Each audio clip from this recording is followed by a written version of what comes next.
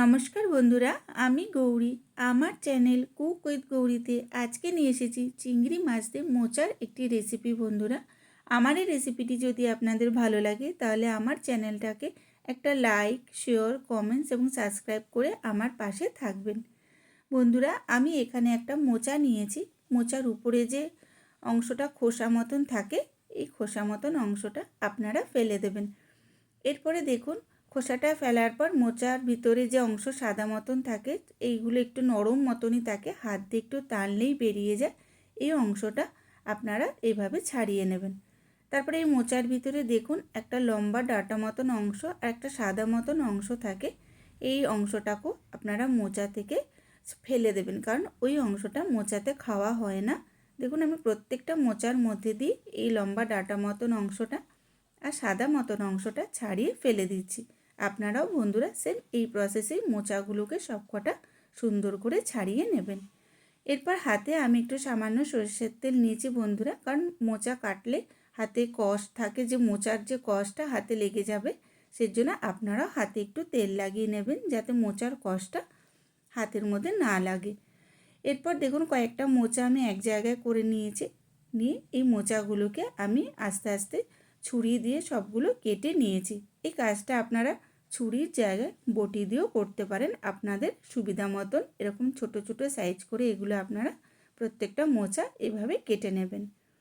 দেখুন, আমার সব মোচা কাটা হয়ে গেছে। এবার আমি একটা থালাতে একটু জল নিয়েছি। এই জলের মধ্যে আমি মোচাগুলোকে বন্ধুরা রেখে দেবো কিছুক্ষণের জন্য। তারপর যে সাদা মতন অংশটা মোচার ভিতরে ছিল, ছোট্ট অংশটা, সেটাও আমি এইভাবে ছোট ছোট পিস করে কেটে নিয়েছি বন্ধুরা। কাটার পর এই সাদা অংশ মোচাটাও আমি জলের মধ্যে দিয়ে রাখবো, কারণ কি মোচা কেটে যদি আপনারা জলের মধ্যে দিয়ে না রাখেন তাহলে মোচা কিছুক্ষণ বাইরে রাখলে মোচার রঙটা কালো হয়ে যাবে। এরপর আমি মোচাগুলোকে একটু ধুয়ে নিয়েছি। ধুয়ে একটা প্রেসার কুকারে সামান্য একটু জল দিয়ে দুটো সিটি দিয়ে অল্প একটু সিদ্ধ করে নিয়েছি। আর এখানে আমি একটা কড়াইতে সর্ষের তেল নিয়েছি, আর এর মধ্যে আমি অল্প কিছুটা চিংড়ি মাছ ভালো করে বেছে ধুয়ে নিয়েছি। ধুয়ে নুন হলুদ দিয়ে চিংড়ি মাছটা ভেজে নিয়েছি।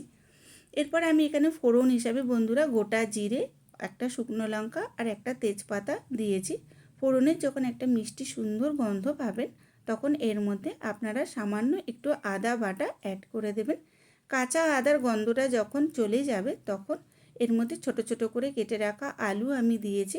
তার মধ্যে পরিমাণ বুঝে আপনারা একটু নুন দেবেন, আর সামান্য একটু কালার হওয়ার জন্য একটু হলুদ অ্যাড করে দেবেন।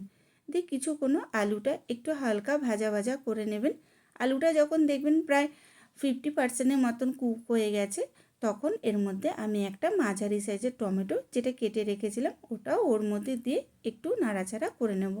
তারপরে এর মধ্যে আমি ধনে গুঁড়ো, কিছুটা জিরে গুঁড়ো আর কালার হওয়ার জন্য অল্প একটু কাশ্মীরি লঙ্কা দিয়ে দিয়েছি। দিয়ে একটু হালকা নাড়াচাড়া করে যখন অয়েলটা হালকা সেপারেট হয়ে যাবে, সামান্য একটু জল দিয়ে মশলাটাকে আপনারা ভালো করে তেলের মধ্যে নাড়াচাড়া করে নেবেন। এরপর যখন দেখবেন মশলাটা অয়েলটা সেপারেট হয়ে আসবে, তখন এর মধ্যে সিদ্ধ করে রাখা মোচাটা আপনারা ভালো করে মশলার মধ্যে বন্ধুরা কিছুক্ষণ নাড়াচাড়া করে নেবেন।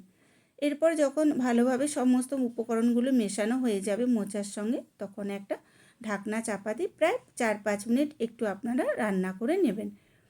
4-5 মিনিট পর আপনারা ঢাকনাটা তুললে দেখবেন মোচাগুলো ভালো করে সমস্ত মশলার সঙ্গে সুন্দর মিশে গেছে। তারপরে এর মধ্যে আমি সামান্য একটু নুন অ্যাড করে দিয়েছি। নুনটা দেওয়ার পর এর মধ্যে ভালো করে নুনটা আপনারা মিশিয়ে নেবেন। আর তারপরে আমি এখানে যে ভেজে রেখেছিলাম চিংড়ি মাছটা, এই ভাজা চিংড়ি মাছটা এর মধ্যে দিয়ে সামান্য একটু গরম মশলা আমি এর মধ্যে একটু অ্যাড করে দেব। দিয়ে মোচাটাকে একটু ভালো করে আমি নাড়াচাড়া করে নিয়ে গ্যাসের ফ্লেমটা বন্ধ করে দেবো। এইভাবে আমি আমার এই রেসিপিটি কমপ্লিট করি বন্ধুরা। তারপর মোচাটাকে আমি একটা অন্য প্লেটে তুলে নেব। নেওয়ার পর লাস্টে অল্প একটু ঘি আমি এর মধ্যে অ্যাড করে দেব।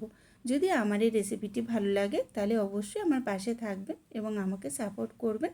আর যদি ভালো লাগে, পাশে থাকা বেল আইকনটি প্লিজ আপনারা ক্লিক করে দেবেন, তাতে আমি যখনই কোনো ভিডিও আপলোড করব সেটা যেন আপনাদের কাছে পৌঁছিয়ে